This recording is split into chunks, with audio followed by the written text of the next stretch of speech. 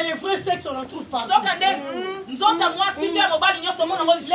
on en trouve partout. Quand tu veux coucher avec une fille, tu le fais sans problème. Mais quand tu veux déceler de l'amour pour le mariage, il n'y a pas. Le mariage devient compliqué. Mais la sexualité devient facile. Or, la sexualité doit se faire dans les mariages. Jeune soeur, libala est si nanté. Pour preuve, on a la salle de fête. Maman, nous sommes à la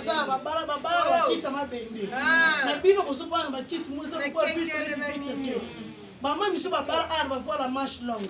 On a bien les ans qui étaient calés sur le. Donc c'est pour dire qu'il y en a encore. Pas couturier, facilité, pas coufipé. Donc l'ibala, c'est ça. Et c'est même en cours de téléchargement. Jeune soeur, soyez patiente. C'est que nous expérimentons. Vous allez expérimenter ça. Mais seulement, n'amenez pas vos positions pornographiques dans le mariage. On n'en a pas besoin. Le mariage, ce n'est pas une compétition. On ne fait pas la compétition dans le mariage. Et on ne se marie pas par pitié.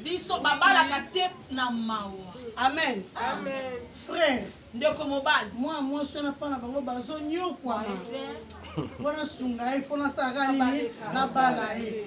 de l'action sociale. Amen. Voilà comme action sociale. On ne se marie pas par reconnaissance.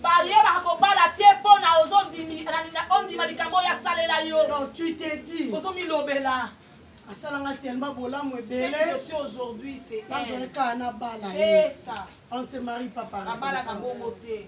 Et puis, on ne se marie pas parce qu'on est fatigué du célibat. Il y a des hommes qui nous disent je suis fatigué de laver les habits. Papa, on a posé moi cité. On a posé moi Moussala. Amen. Très bien. On ne se marie pas parce que chez nous, nous souffrons. Qui te dit que dans les mariages, tous les jours, c'est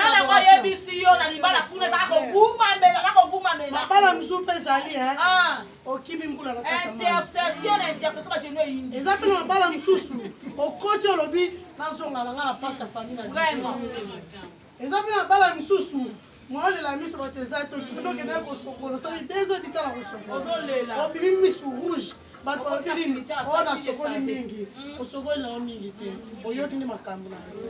Amen. Est-ce que tu peux acclamer Dieu? Ce que vous faites devant vos familles, devant l'état civil, devant l'église, ce n'est pas un jeu d'enfant. Le mariage, c'est pour toute la vie. Et le mariage, ce n'est pas pour les enfants. Le mariage, c'est pour les bâtis. Amen. Yes. Oh, et puis le mariage, ce n'est pas pour une durée quelconque. Oh, quand tu te dis, j'ai fait un mariage pour 5 ans. Après, je vais faire un autre mariage. Maman, Amen. Tu peux changer autant d'hommes que tu veux. Mais tu ne seras pas en mesure de changer le mariage. Maman, mon bali basakanakana yemena libala te. Dans mon bali amutanko. Moi, je connais garçon mon amour à fou na avenue Lutendele. Garçon ana anda obela. Docteur a ABC. En tout cas, tu n'es plus pour longtemps. Oh Koufa. Oui, garçon a sani. A communiqué avec Olinga Bassi. En une année, elle s'est retrouvée dans 7 enfants. 7 ban en une année, donc à santé. Bango nyoso baboti. Yo mo soko sala. Yo mo soko sala. Yo ba do santé oui faut que tu oui ba. Amen. Kosakana libala. Pardon de moi si. Kosakana libala. To sakana biso na biso ndeto mesana. Mais na libala. Et puis dans les mariages, il y a 2 acteurs principaux. Dans les mariages, il y a 2 acteurs principaux. Dans les mariages, nous avons l'homme et la femme. Et chacun d'eux a ses attributions. L'homme est appelé à aimer la femme. Comme le Christ aime. Sûrement Dieu avait compris que les hommes ont du mal à aimer. Voilà pourquoi il demande aux hommes de nous aimer.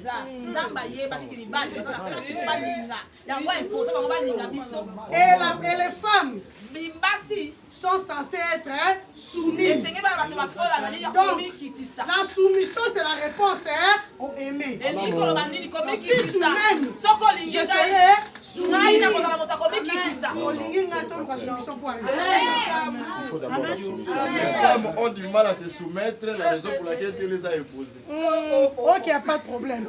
Les hommes aussi ont du mal à aimer, voilà pourquoi Dieu les a imposés. Vous êtes obligés de nous aimer. Quand on parle de nous aimer, vous êtes obligés de nous chérir. Vous êtes obligés de tourner tout votre regard vers nous. Vous êtes obligés de nous accompagner. Vous êtes obligés de nous soutenir. Vous êtes obligés d'être là quand on a un problème. Ça, c'est nous aimer. Amen. Comment mon palo là ta veste à 100 $, là ta liputa nzulukaba. Comment yo mon palo ozo a taxi express na mata moto. Makopo yango. Ozoela nga yango. Amen. Amen ma maman. Amen. Le rôle du mari. De m'aimer. Soit l'homme est obligé d'être attentionné vers sa femme. Toute son attention doit être dirigée vers ta femme. Ça c'est m'aimer. Comment je peux te dire, mon mari, j'ai envie de faire la route, tu me dis tu es fatigué. Ça c'est pas m'aimer. Et parmi nos actes d'amour, il y a aussi ça. Si tu es fatigué parce que tu as prêché, là c'est l'œuvre de Dieu. Maintenant là c'est mon œuvre. Les lits là, c'est mon œuvre. Tout ça, ça appartient à aimer. Amen. Est-ce que les hommes peuvent acclamer pour eux-mêmes? Est-ce que les hommes peuvent acclamer pour eux-mêmes? Amen les hommes. Amen. Que Dieu bénisse les hommes. Parce que vous êtes capables de nous aimer. Malgré qu'on a été tiré de côtes courbées là, aimez-nous comme ça. Amen. Les mamans, nous sommes censés nous soumettre. Je parlerai de la soumission après. Amen. Non, aujourd'hui seulement, je parlerai de la soumission. Nous venons de lire dans la Bible. On nous a dit que l'homme quittera son père, s'attachera à sa femme. Et ils deviendront une seule chair. Maintenant, toi qui viens diviser le mariage, tu viens diviser. Toi, la belle-mère, la belle-sœur. Tu viens d'où pour nous séparer? La Bible nous dit que personne ne sait pas ce que Dieu a uni. Donc, yo, au télémé l'onzambe. Oye wana ngana eko kabola onzamba sangisa. Qui t'a mis responsable? Amen. Amen. Yo mutami satu na libala batu. Yo kota posala nini? Mutami satu to kota na libala zaka nzambe. Yo kota, c'est que yo za nzambe. Pourquoi tu divises ce que Dieu a uni? Si tu estimes que ton frère a une mauvaise femme, ça coûte quoi de lui prodiguer des conseils? Ça te coûte quoi pour ces conseils? Est-ce que c'est vraiment important de dire au Kabola? Tout ce qu'on peut faire dans les mariages, c'est aider à ce que les mariages puissent progresser. La seule chose qui peut séparer les mariages, ce n'est que la mort. Est-ce que vous avez un essai qui a été jamais. Pas que retourne, il y a un bail à Anna Beta et Kara. Anne, tu n'as pas ressemblé là. Abeta et Kara. En mentionnant pour tout ma cambouna été. C'est ça. Pour preuve. Bana Anne, Bana Bible. Bana Péni, on comprend la banane. Amen. Amen. Ce n'est pas important. Ce n'est pas important. C'est ça. Et puis ce n'est pas aussi prudent de chercher à divorcer. C'est ça. Ceux qui souffrent quand les parents sont divorcés, ce sont des Chaque enfant a besoin de voir sa maman et son papa ensemble. Les enfants en ont besoin. Et ça transmet quelque chose chez les enfants. Mais quand les enfants se rendent compte, papa Zakuna, maman Zakuna, les enfants souffrent. Épargnons nos enfants dans ces domaines. C'est un domaine très délicat. Les divorces baissent même le niveau intellectuel des enfants. Ça détruit la santé des enfants. Il y a des enfants qui ont des sujets gastriques parce que les parents sont divorcés. Alors même si dans ton mariage rien ne marche, cherche Dieu. Avec Dieu, la seule chose qui peut vous séparer, que ça ne soit que le mariage. Ok, on peut avancer. Amen. Comment défendre son territoire qui est le mariage? Le premier élément, c'est le dialogue. Amen. C'est le dialogue. La femme sunamite, quand elle a vu l'homme de Dieu, le saint homme de Dieu en train de passer, elle n'a pas pris la décision seule. Elle a dialogué avec son mari. Elle a dit à son mari, créons une chambre pour l'homme de Dieu. Ils ont eu le temps de dialoguer. Yo lisolo na mobali no ezala te. Oso ina lobby akosilika. Soki na lobby akoyamba be. Akosilika pona nini? Ayama be pona nini? So mobali oza mutakanda. Kuna baza mutakanda. So kuna ponya zala kanda te. Et puis so pilo ba papa misusu. So ka mwasi bandika koloba. Kana munoko na yo. Je ne veux pas me taire. Nous allons parler. Tokoloba. Alors nous devons dialoguer. Si on ne dialogue pas, dans les lits aussi on ne dialogue pas. Parce que les rapports sexuels sont aussi un dialogue. On fait les transferts de sentiments. Les sentiments sont aussi une conversation. C'est ça. Plus vous dialoguez, vous allez épargner beaucoup de choses. Maman, bosololité. Ozuka ndegona mwasi na yo moko. Moi tata mwasi sola zonyo kama na zuere na ndako. Ochena ndako. Bosolité na mobali no. Osai décision na yo moko. Bokobota bala bilonga kokokana. Oko luka mobali abana na bozane kana ndako. Amen. Amen. Ba papa pe. Maman na biso sikaza aza bien te. Aussi maman na bino oyebengisa na ndako bosola mwasi no te. O imposer wana. Papa bitumba mwasi na belle mère. Et puis ça va attention. Pas maman koloba. Loba na memba ka na libumu na ngate. Mwasi pa koloba. Loba na libumu na na bimisela obana te. Au moins on a problème. AVC. Toya otala. Est-ce que tu peux écrire pour toi-même?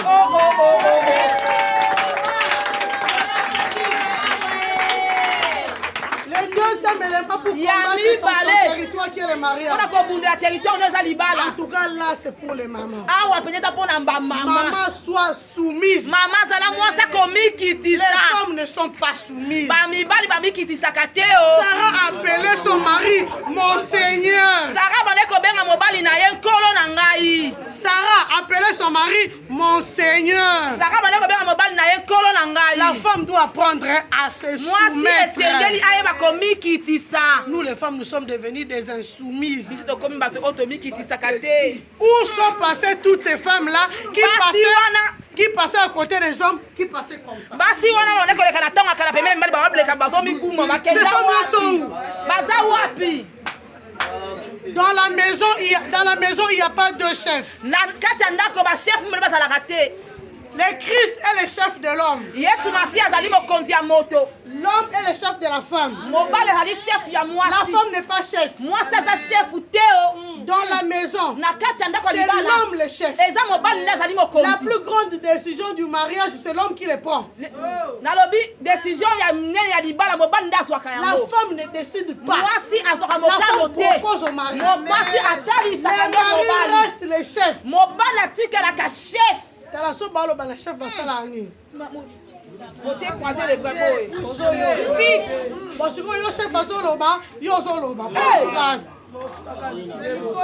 Papa suka. Papa, papa lisumu te. Amen. Kobeta mwasi eza lisumu te. Basi babana. Amen ba mama. Amen. Ba mama na biso akala. Bazalaka soumise po bande ko benga ba papa na biso. Papa na yuyu mama na yuyu. Papa na Pauline, mama na Pauline. Papa na Naomi, mama na Naomi. Banda bokoma ko benga mibali ba bébé. Banda bokoma ko benga ba mon amour. Banda bokoma ba chérie. Et comme ça biso ba très impoli. Oh. Les femmes sont devenues trop têtues. Bakomi bata mutu mangongi. Siko mutu makasi na biso na eza po asala biso na mikuwa. Les femmes sont devenues trop têtues. Bakomi bateti. Basi ba yoka soutien. Bakomi lokwa mitwa likelele. Ekota muwate. Bwana basi. L'insoumission. Hey, Amen. Amen. Maman, apprends à être soumise. La soumission paye. Soumission futaka. Amen. Amen. Tu peux résoudre beaucoup de problèmes dans ton mariage tout en restant soumise. On On ne fait pas les bras de fer avec l'homme. Surtout Surtout Basio Batanga. Maman, si on va à l'obino, yo non d'habitude de on a complexé. Amen. Amen. Si on va à l'obino, yo, à tout temps on a bêta, on a pas posé complexé. Parce qu'on bêta en bas moko. Maman, et tout temps là, zate. C'est que classe tanga et on bangiso. Basio Batanga puis ça ben poli. Amen. Surtout moi aussi, allez qui traîne comme il peine. Allez qui traîne comme un campus. Allez qui rompt paquet ista. Tos amis tout ma classe. Surtout ba biso baso to mona to tanga lo section mona mibali. To mona mona ba lokwa ba ninga na biso. La femme reste femme. L'homme reste l'homme. Il est le chef dans tous les domaines de la maison. C'est le mari qui chapeaute tout. Nga ba benga nga mama abiso akufi. Nana ipeni. Mama abiso akufi. Ndio lela. Na bengi ba mutu ta benga benga na sino. On m'a appris que notre maman est décédée. Attends les secours. Ah! Maman abiso akufi. Nga na zaka na ipeni. Nazuka transport moko na yana lisungi. Attends les chauffeurs. Nazela mutuka, nazolela motema ezozoka. Nazambo na nga transport na okina nga koya. Mais puisqu'il faut na se soumettre. Nazeli. La soumission, elle est facile. Pourquoi elle est facile? Quand tu mets dans ta tête que celui qui est avec moi, c'est celui le chef. Moi, je suis censé me soumettre. Ça passe comme sur la route. Mais quand tu te dis,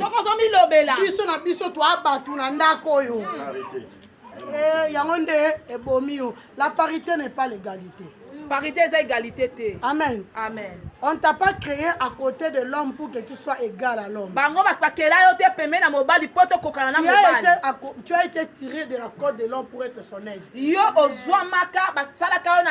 n'est pas pour t'égaler à l'homme.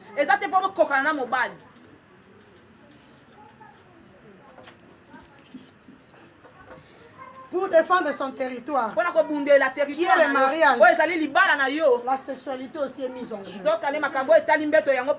Amen. Amen. La sexualité, elle est mise en jeu. Très important. Quand on a oteka bimpuka, ozongi na ndako, loka basai bino chaîne mo maboke TV, obandi otala maboke, mobali aye, mifitira pa bino biloko, atele biloko, mobali akelala, yo tikalika na salon. Abenyo to ke lala utikalika na salon tellement insisté quand ndio uteka bimpuka na mbetu nanga osimba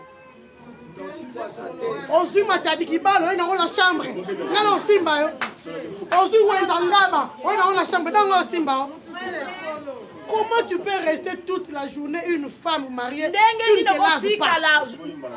Et puis tu gardes le même slip. Le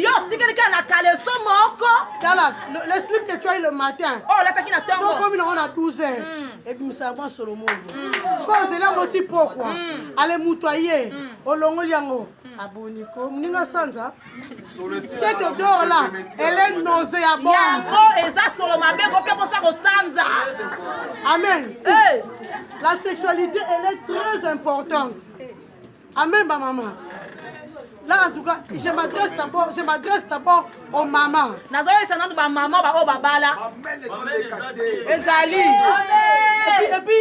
Et puis, Elo et Kamoussanga.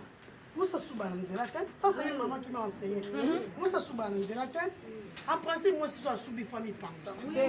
Jusqu'au mi Pangoussa, ouais. Pour Anzela, on s'en vite fait. Ce qui est à 19h, au bout du coup, on subit Anzela, mais pas le Soubaza, quand on a côté, on tombe à la moko. Je vais au soukak. Donc, sur ma souba, on transmettre une infection. Sur mon pied d'infection, il y a une infection. Amen. Maman, il faut nous entretenir nous autres. Il faut nous entretenir nous autres. Yo qui t'aura na make-up, qui t'aura na kabelo, kuna na se, solo, so fungoli bakolo, ne tito kima, esa nka bankusunde bima. Amen. Amen maman. Tala, l'homme aime ce qui attire. Est-ce que c'est difficile de te laver avec de l'eau? Oh non! Oh non! J'ai encore 5 minutes. J'ai encore 5 minutes. Amen. Oh non! Moi j'ai mal au dos. Je ne saurais pas faire les rapports sexuels. Les rapports sexuels ne font pas mal au dos. Tu connais le secret? Quand tu fais le premier tour, lave-toi avec beaucoup d'eau en bas, beaucoup d'eau aux épaules. Tu obéis maintenant compter à 0. Au bandit, quand c'est mal au dos, c'est mal fait. Amen. Oh, on ne peut pas faire ça très mal. Quelque chose d'important comme ça, de capital. On doit le faire avec beaucoup d'attention. Amen. Quelque chose de précieux. Amen. Amen. Maman. Oh non, Ngai, Sokana Pandi, votre passe, oh matrice passe. Même s'il a une telle longueur, toi tu as un tel diamètre, toi tu as une telle profondeur. La longueur du pénis de ton mari est équivalente au diamètre de ton pénis de ton mari. Amen. Allez, qui ôte? En panzote. Amen.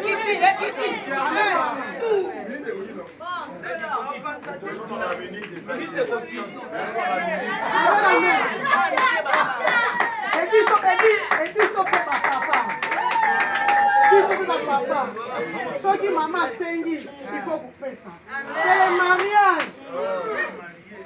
La Bible, même la Bible nous dit, hein, dans Corinthiens, oza lisusu na droit na nzoto na yo te. Eza mobile no mutazala ngo droit. Donc soki olobi nga mama na ina sala 50 jours de prière na kitalambetu, tu dois demander l'accord de ton mari. Papa Nico naza mabondeli soki aboyi changer prière. Est-ce que nzamba yo kaka so kitalambetu?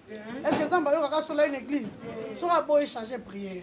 Mi lobela yo moka kenda musala 10h, ngana bandi prière na 11h, azonga 17h ngana kati 16h.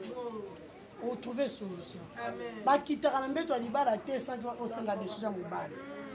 Papa pe atoke retraite yebisanga naza adversaire na ote na mwasi na yo naza compagnon de lutte na yo songo ke retraite yebisanga parce que so ke de retraite na tango nga naza chocho oke sambe ndini so tinga pona ke wapi so tinga ke wapi. Il y a aussi les hommes qui exposent leurs femmes à l'infidélité.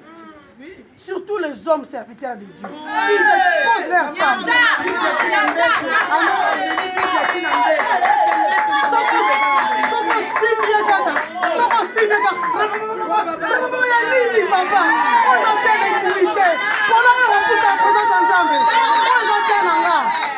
Amen. Les hommes de Dieu, ils cherchent à tout spiritualiser. Nous, c'est comme spirituel. Seul moi, Simbeka, tu ne sais pas que j'ai des prières. Tu ne sais pas que je dois aller à la retraite. Tu ne sais pas que je dois aller prêcher. Parce que non, il y a des gens qui sont Simbinga. On sait qui. Non, il y a des gens qui sont Simbinga. On sait qui. Non, il y a des gens qui sont qui ça va fonctionner. Quand on sait qui m'a quand on voit les Londres, on sait qui m'a. Amen. Yango bozo mona Maman pasteur musu bango bimana ba protocole. Pourquoi parce que papa aleki bonzambe yo na nyango TTS. Obi TTS trop spirituel. Voilà ba homme ba serviteur de Dieu. Ils n'ont pas le temps pour leurs femmes. Bana temps pour na basi. Bazaka na batana bango pour na maman bana ba problème. Soki moi si na habité chérie, je peux parler. On peut parler. Na soki maman église a bengie. Oui, na kana pas église. Ok na pas église. Maman église, on va dire Robert de l'homme solo. Ya on comprend si maman église faut que ça passe. Na zo ka personnalité, on dit libéré, on l'anticie. Avec quelle intention? Pasteur. Oh, ngai serviteur de Dieu, papa. Donc si les salons marambandaku, après ok, il faut apprendre à faire la part des choses. Il y a le temps pour Dieu, il y a le temps pour les mariages. On ne confond pas les choses. Soit tu restes spirituel, soit tu restes mon mari. La femme a une fonction. Amen. Est-ce que moi je suis la présence ensemble? Oh, si on met la présence ensemble, notre Carlos Saoul va se faire la vie de Talio. Quand nous carrément ma cambouté. Les hommes apprenez à prendre soin de vous.